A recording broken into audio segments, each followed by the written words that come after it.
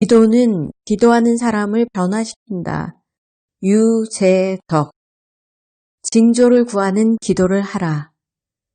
오랫동안 개인적으로 특별한 제목을 가지고 기도하다 보면 무엇이 되었든지 간에 하나님으로부터 아무리 작은 응답이나 징조라도 확인받고 싶은 소원을 가질 때가 있다. 그것을 통해 아무리 상황이 막막하고 불확실할지라도 장차 진행될 일에 관해 실망하지 않고 기도의 끈을 계속 유지하고 싶기 때문이다. 물론 이것은 잘못이 아니다. 더 나아가 이런 바람 때문에 신앙의 크고 작음이 결정되는 것도 아니다.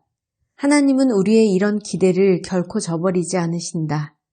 하나님은 우리의 기도에 응답하시는 것은 물론 경우에 따라서는 우리가 바랄 수 없는 상황이더라도 그 약속의 징조를 직접 우리에게 일러주실 때가 있다. 유다의 젊은 국왕 아하스의 경우가 그랬다. 그가 징조를 기대할 수조차 없는 위급한 상황에 처했을 때 하나님은 예언자 이사야를 통해 직접 약속의 징조를 주셨다. 징조를 구한 사람들. 성경을 읽어 내려가다 보면 아하스 이외에도 하나님께 징조를 보여달라고 요구하거나 그것에 관한 응답을 직접 경험한 사람들이 적지 않음을 알 수 있다. 가령 창세기 24장에 등장하는 이름이 알려지지 않은 아브라함의 종도 그 예에 속한다. 아브라함은 이미 성인이 된 외아들 이삭의 배필을 구하기 위해 늙은 종을 자신의 고향으로 보냈다. 그 종은 주인의 지시대로 가나안 땅 네게부를 떠나 메소포타미아까지 먼 거리를 가서 신부감을 구한다. 그는 우물가에서 마주친 소녀들 가운데 주인의 며느리감이 있는지, 그리고 만일 그 가운데 있다면 그것을 알 수 있게 징조를 보여달라고 하나님께 기도했다. 우리는 하나님이 늙은 종의 기도를 외면하지 않으셨고 후에 이삭의 아내가 된 리브가를 만나는 그 이후의 이야기에 관해 잘 알고 있다. 기드온 역시 징조를 구한 대표적인 인물이다. 이스라엘이 미디안이라는 강력한 부족을 상대로 벌일 전쟁을 이끌 강력한 지도자를 필요로 했을 때 하나님은 기드온을 지명하셨다. 하지만 기드온은 이스라엘의 가문 가운데 가장 미약한 집안에 속했을 뿐만 아니라 그 중에서도 그의 가족은 특히 힘이 없었다. 기드온은 자신이 미디안 사람들을 상대로 이스라엘을 지켜낼 수 있을지 자신이 없었다. 그래서 하나님이 정말 자신에게 말씀하시는 것인지 확인하기 위해 징조를 구했다. 하나님은 그가 반석 위에 올려놓은 예물을 불로 태우심으로써 그 기도에 응답하셨다. 징조를 구하는 기드온의 기도는 거기서 그치지 않았다. 적들이 요단강을 건너자 기드온은 하나님께 2차례나 더 승리의 징조를 구한다. 우리가 잘 알고 있듯이 하나는 양털에만 이슬이 내리기를 구하는 기도였고 또 하나는 반대로 양털 주위에만 이슬이 내리기를 구하는 기도였다. 하나님은 징조를 구하는 2차례의 기도에 모두 응답하셨다.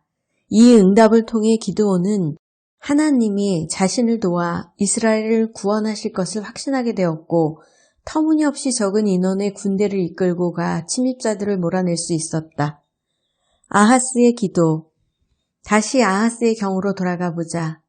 우리는 본문에서 하나님이 오히려 유다의 아하스 왕에게 징조를 구하도록 요구하시는 역설적 상황을 접하게 된다. 당시 유다를 둘러싼 국제적 상황은 폭풍전야였다. 유다의 주변 국가인 아람과 에브라임은 서로 연합해서 아하스를 왕자에서 몰아내려는 음모를 꾸미고 있었다. 그런데 두 국가는 강국 아시리아와 사이가 나빴다. 아하스는 그 점을 노려 자신의 장래를 보장할 수 있는 아시리아와 손을 잡으려는 생각을 했다. 하지만 하나님은 유다가 자신에게 도움을 청하기를 바라셨다. 하나님의 존재를 결코 인정하지 않는 아시리아와 협정을 맺는 것은 하나님이 바라시는 방향이 아니었다. 그런 이유로 하나님이 자신의 조부나 아버지와 달리 사악하고 배교적이었던 젊은 국왕 아하스에게 직접 보호를 약속하시고 그것도 못 믿었다면 징조를 구하라고까지 말씀하신 것이다. 아하스의 사례에서 알 수 있듯이 하나님은 우리의 믿음이 성장할 수만 있다면 방법을 가리지 않고 은혜를 베푸신다. 우리가 하나님을 인정하지 않고 그래서 하나님을 가까이 하지 않는 경우에도 그 사정은 달라지지 않는다. 하지만 아하스는 그와 같은 하나님의 제의를 거절했다. 하나님은 아하스의 신앙이 성장할 수 있도록 도우려고 하셨지만 그는 하나님께 그런 기회를 허락하지 않았다. 그는 결국 하나님의 기대와 달리 아시리아의 도움의 손길을 구했다. 아시리아는 처음에는 아하스가 기대한 것처럼 유다를 도왔다. 하지만 그 호의는 잠깐 동안에 불과했고 결국에는 유다를 완전히 황폐화시켰다. 이런 우여곡절에도 불구하고 하나님이 이사야를 통해 주신 징조는 여전히 유효했다. 보라, 처녀가 잉태하여 아들을 낳을 것이요 그 이름을 임마누엘이라 하리라.